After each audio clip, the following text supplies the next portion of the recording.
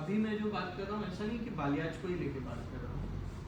जो मैं सेक्शनिंग की बात कर रहा हूँ ऐसा ज़रूरी नहीं है कि मैं सिर्फ बालियाज की ही बात कर रहा हूँ। In hair cut also, in colour also, कोई भी सर्विस जब आप करेंगे आपके सेक्शंस और पार्टिंग से अलग अलग सेक्शन पार्टिंग से अलग अलग फ़र्क पड़ेगा।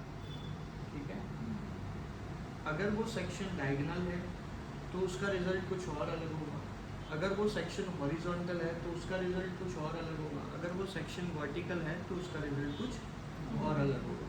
ठीक है, same back in colour. Colour में क्या हो रहा है, जब हम इस तरीके के सेक्शन ले रहे हैं जिसमें पीछे से ए बन रहा है, ऐसा डायगोनल है, ठीक है, तो हमें क्या लग रहा है ज़्यादा हेयर फ्रंट की तरफ, बीच की तरफ है ना, बीच की तरफ हमें कलर ज़्यादा दिखे। तो मैंने जैसे बताया आपको कि हम कलर क्यों कर रहे हैं क्लाइंट का, कि क्लाइंट के हेयर ज़्यादा ब्यूटीफुल, ज़्यादा फिलर, ज़्यादा फुलर लगे, है ना। तो वो कैसे लगेगा कि जब कलर इस तरीके से स्प्रेड हो रहा है, जैसे एक ब्लास्ट होता है ना वैसे स्प्रेड हो रहा है, ऐसा लगना चाहिए। इसलिए हम लोग डायगोनल फॉरवर्ड सेक्शन लेके इस तरीके से काम करते हैं। जब भी आप डायगोनल फॉरवर्ड सेक्शन लेंगे आपको दिखेगा इजीली कि ये सेक्शन बाहर की तरफ स्टैंड आउट करता है कहीं ना कहीं, है ना। और जब हम लोग डायगोनल बैक लेते हैं तो वो अंदर की तरफ कहीं ना कहीं स्टैंड आउट करता है। ठीक है, again same for the front. अगर हम लोग फ्रंट को देखें, यहाँ पे आपको मिरर से दिखेगा, मिरर से देखना है, वहाँ से नहीं दिख रहा है।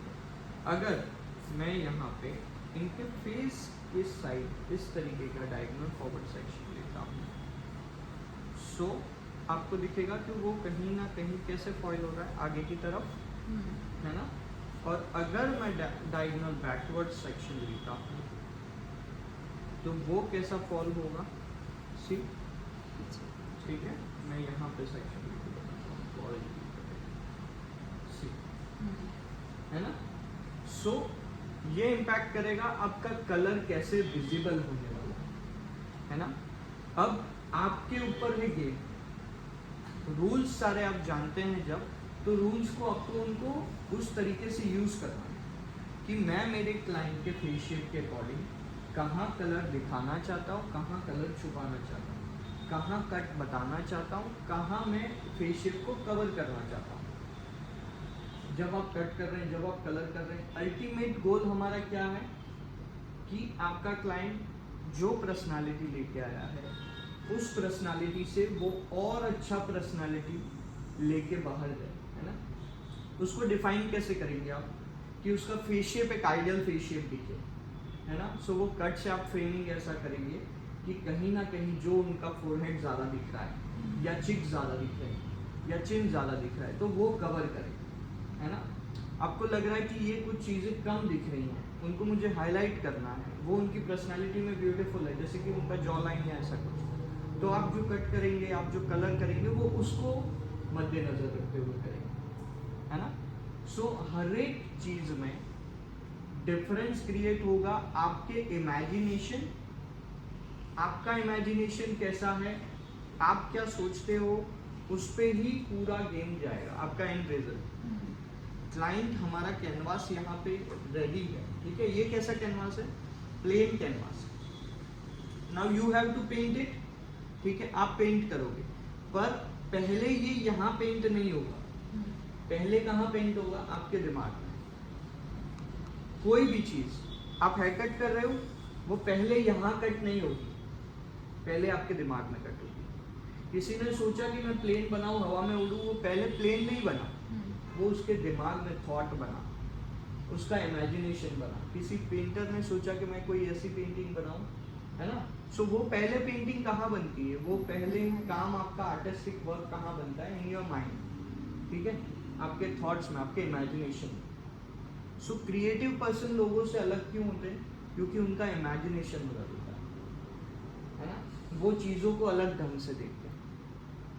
सो आज से आपको हर एक क्लाइंट, हर एक मॉडल को उस ढंग से देखना है ना। अब आप वहाँ तक आ चुके हैं कि आप उस ढंग से क्लाइंट को, मॉडल्स को देख पाएँ कि अब मैं इनमें डिफाइन क्या करूँ, क्या चीज़ें इनकी और सुंदर हम दिखा सकते हैं, क्या चीज़ें इनकी हाइड कर सकते हैं, ठीक है, कैसे इनका और शार्पनेस दिखा सकते हैं। आपके काम में और किसी के काम में एक हेल्दी कंपटीशन के नज़रिए से जब आप देखते हो तो आपको पता चलना चाहिए कि मेरे काम में और किसी के काम में डिफरेंस कहाँ मैं क्रिएट कर रहा हूँ। मैं मेरे क्लाइंट मॉडल मेरी क्या नयापन, आज आप देखेंगे कि सोशल मीडिया पे सब कुछ किया हुआ है लोगों ने, पूरी दुनिया से लोग हैं, पूरी दुनिया से क्रिएटिव माइंड है, सब ने सब कुछ किया हुआ है ना।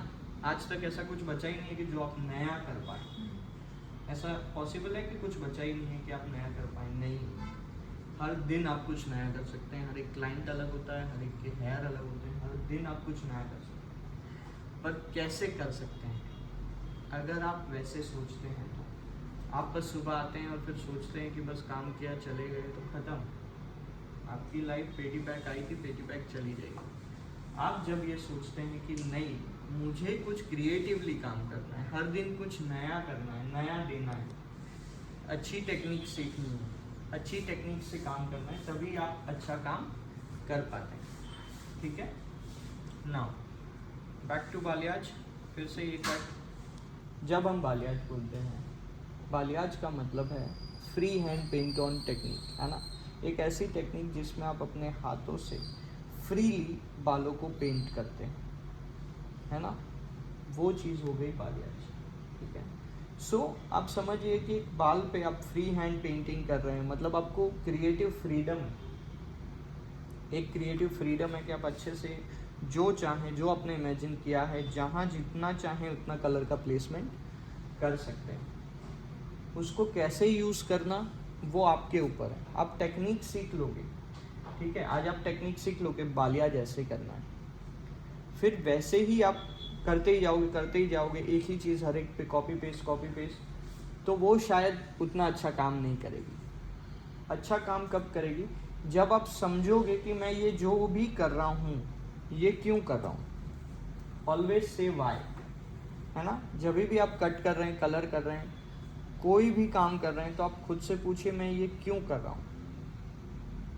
ठीक है, जब आप क्यों पूछेंगे तब आपको आंसर मिलेगा और तब आप बेटर वर्क कर पाएंगे। ठीक है, नाउ क्यों मैं डायगोनल एंगल में काम कर रहा हूँ? कौन बताएगा क्यों मैं डायगोनल एंगल में काम कर रहा हूँ? कोई और बोलिए। ना ये ज़्यादा डायगोनल है, ना ज़्यादा वर्टिकल है, बीच में।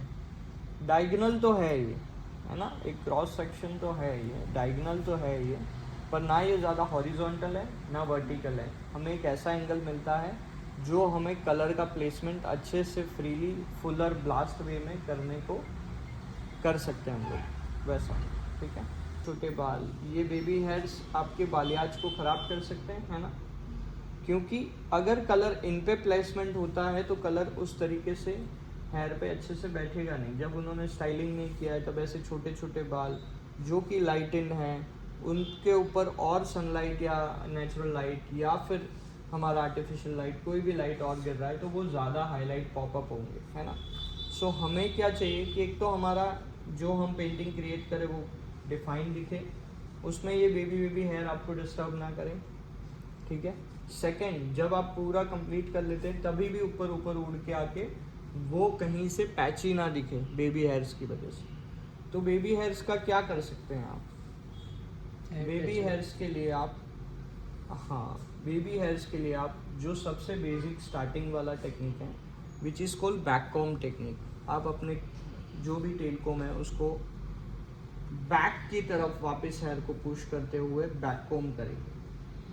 ठीक है, अगेन मैं एक बार फिर से आपको बताता हूँ बैक कॉम कैसे होगा और उसका रिजल्ट हमें कैसे दिखेगा। सी, अगर अभी मैं इस पे काम करता तो कैसा काम होता, और अब मैं आपको डिफाइंड सेक्शन बताता हूँ जिसमें ये बेबी हेयर्स सारे हट जाएंगे। सो मैं क्या कर रहा हूँ, पहले रूट्स के नज़दीक से स्टार्ट करता हूँ फिर नीचे आता हूँ। ठीक है, रूट से मिड्स पे आऊँगा फिर एंड्स पे बैक कॉम करने के लिए। सो इसको मैं जो ऊपर के हेयर है उनको पुश करते हुए धीरे धीरे नीचे आ रहा हूँ, है ना। सेम करने वाले हैं, उसको क्या बोलते हैं? डीप वेली। वैली यानी कि पहाड़, बड़े बड़े पहाड़ के बीच में जो गैप होता है और पहाड़ आजू बाजू जैसे दिखते हैं वी की तरह, वैसा ही डीप वैली जैसा हम लोग यहाँ पे एक शेप क्रिएट करते हैं। That's why it's called deep valley, है ना। नाउ हाउ इट वर्क्स, आप अच्छे से ग्रिप होल्ड करेंगे टाइटली, है ना। आप अपने टेल कोम को थंब में लॉक कर सकते हैं। जो भी आपका प्रोडक्ट है वो बालियाज ब्रश के टिप पे रहेगा। जो भी आपका प्रोडक्ट है कहाँ रहेगा, सिर्फ टिप्स के ऊपर। ऑलवेज मैं स्टार्ट करूँगा मेरे मिड से रूट्स देन एंड्स, ठीक है। सो माई ग्रिप मिड से मैं एंड्स की तरफ स्प्रेड ऑन करूँगा। Again a dip, spread spread spread spread spread, ठीक है। Spread spread spread,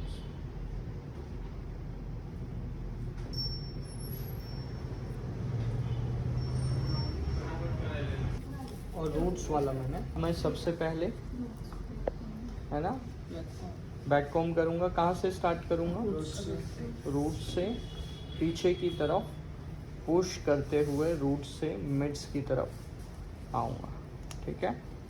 then next step क्या है मेरा, टेल कोम को मैं अपने थंब में लॉक करूँगा।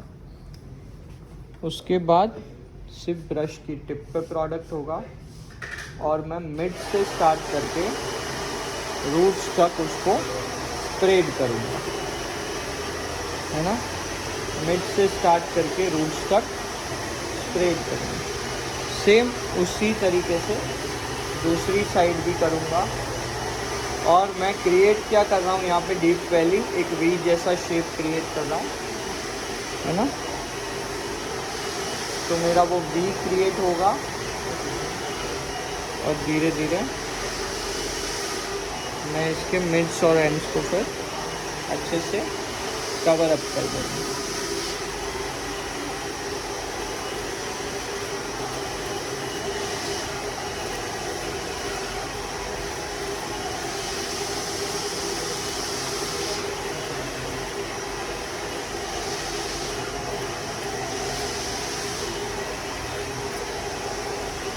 ठीक है।